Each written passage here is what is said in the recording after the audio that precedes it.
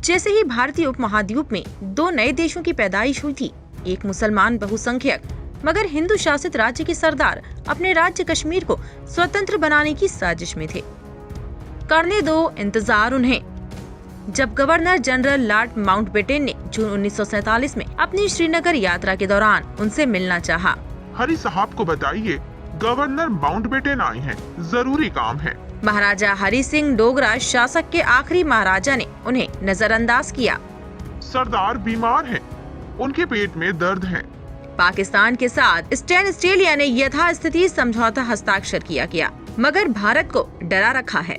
बावजूद इसके कि सरदार वल्लभ भाई पटेल और उनके बीच कई पत्र लिखे गए। खैर, विभाजन के महत्वपूर्ण समय के दौरान भारत समर्थक नेता शेख अब्दुल्ला उमर अब्दुल्ला के दादा को मई 1946 से सितंबर 1947 के बीच जेल में बंद कर दिया गया, ताकि वो उनके लिए खतरा या रुकावट न बन सके। और 14 अगस्त 1947 को पाकिस्तान की आजादी के बाद भी बिचौलियों के माध्यम से मोहम्मद अली जिन्ना के कई प्रतिनिधियों की अवहेलना की। राजा साहब, जिन्ना ने आपके लिए एक संदेश भेजा है।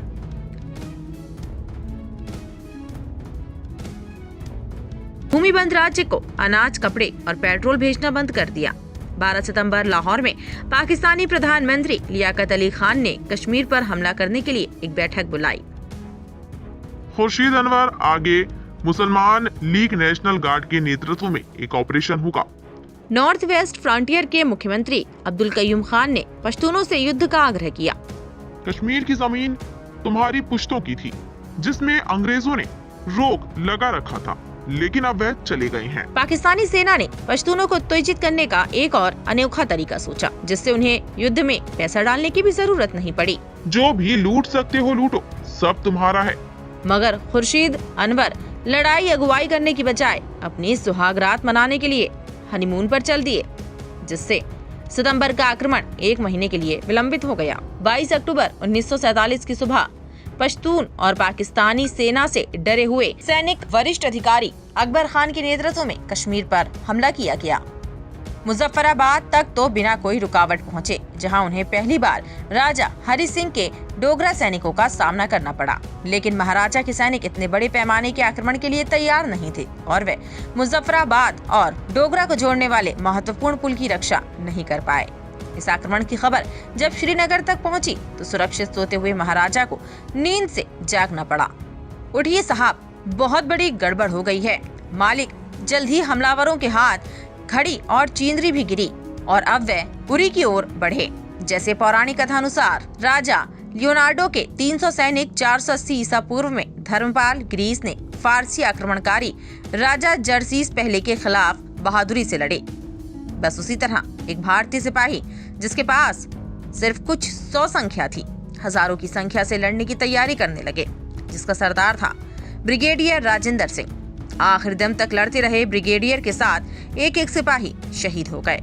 उनका बलिदान व्यर्थ नहीं गया, क्योंकि युद्ध में बीते समय में भारत को अपनी फौज इकट्ठा करने का पर्याप्त मौका मिल गया। जब तक भारत की फौज तैयार हो गई, हमलावर नावों का इस्तेमाल कर झेलम नदी द्वारा बारामूला की ओर जाना चाह रहे थे, जो कि कश्मीर घाटी में प्रवेश करने का मुख्य रास्ता है। जिन्ना ये मानते थे कि जीत जल्द ही हासिल होगी और महाराजा आसानी से हार मान लेंगे। मैं 26 अक्टूबर को श्रीनगर में ईद मनाऊंगा। लेकिन महाराजा के पास अब भी फोन ऑफ फ्रेंड था। निर्वासितों निरकुंश स्वतंत्रता के सपने को दफनाते हुए उन्होंने अपना फैसला किया। भारत मेरी मदद करें। भारत ने अगले ही दिन विशेष दूत वीपी मेनन को श्रीनगर भेजा। मैं खास आपको और आपके परिवार को सुरक्षित बाहर निकालने के लिए आया हूँ। राजा उसी दिन जम्मू के लिए रवाना हुए और हवाफाहों से भरी थी कि उनके काफिले पर हमला किया जाएगा। वह महल को अपने हाल पर छोड़कर चले गए। कोई नहीं बचा राजधानी की रक्षा करने के लिए। लेकिन मैंने उस दिन भारत से संदेश मिला था। अपने आप को सुरक्षित बाहर निकाला है, लेकिन अगर आप कश्मीर पाकिस्तान से बचाना चाहते हैं तो आपको भारत संघ में शामिल होना होगा। मेनन की आत्मकथा integration of the Indian state के अनुसार राजा ने तब तक फैसला कर लिया था, मेरे नागरिक और उनकी जायदाद भारत के साथ सुरक्षित रह सकते हैं। राजा ने कुछ और भी तय कर लिया था। पिछली रात जब भारत को मदद का पत्र भेजा था तो मेरे वफादार नौकर, अगर भारत 2 दिन में मेरी मदद के लिए किसी को नहीं भेजता है तो मुझे नींद में ही गोली मार देना। मैं जिंदा उनके हाथों नहीं आ जाना चाहता। महाराजा के भारत में शामिल होने की सहमति से पहले भारत की रक्षा समिति इस बात पर एकमत थी। पाकिस्तान के हमले को पूरा करने का काम किया जाना चाहिए। 27 अक्टूबर 1947 भोर की पहली किरण में सिख रेजिमेंट की पहली बटालियन लेफ्टिनेंट कर्नल दिवांत रंजित राय के नेतृत्व में श्रीनगर के लिए रवाना हुए, जहां से वो बारामूला गए। शीत युद्ध में मारे गए, लेकिन हमलावरों को रोकने में सफल रहे। तटस्थ राज्य में भारत को सेना भेजते हुए देख गवर्नर जनरल माउंटबेटन नाराज हुए, क्योंकि उन्हें लगा कि दोनों देशों के बीच लड़ाई फिर से शुरू हो जाएगी। ये बेवकूफी का काम है। वे संतुष्ट तब हुए जब राजा ने भारत संधि में प्रवेश करने पर हामी भरी। हालांकि उन्होंने फिर भी एक शर्त रखी।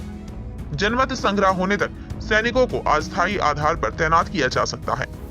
और इस तरह खत्म हुआ कश्मीर का डोगरा राजवंश, जिसे राजा गुलाब सिंह ने अंग्रेजों से करीब 75 लाख रुपए में खरीदा था। प्रसिद्ध सिख शासक महाराजा रणजीत सिंह की मृत्यु के बाद अंग्रेजों ने 1848 से 49 के दौरान उनके साम्राज्य पर कब्जा किया। उस समय गुलाब सिंह एक तरफ खड़े हो गए थे, उनसे लड़ने के लिए असमर्थ या अनिच्छुक। लेकिन अंग्रेजों के सामने अभी भी एक समस्या खड़ी थी।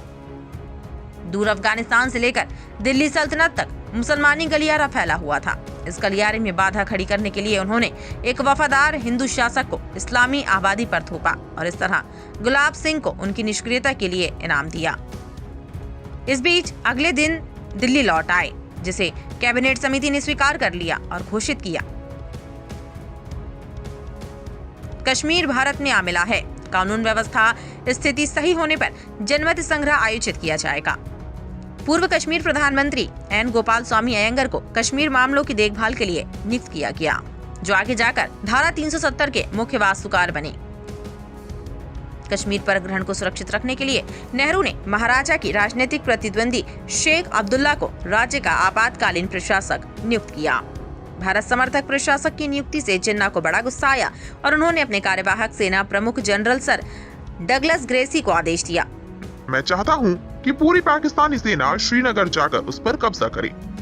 ब्रिटेन से सौंपने की अवधि के दौरान दोनों सेनाओं के सर्वोच्च कमांडर फील्ड मार्शल ओशिन लगे थे, जो अपने आदेश को वापस लेने के लिए जिन्ना को मनाने दिल्ली से लाहौर पहुंचे।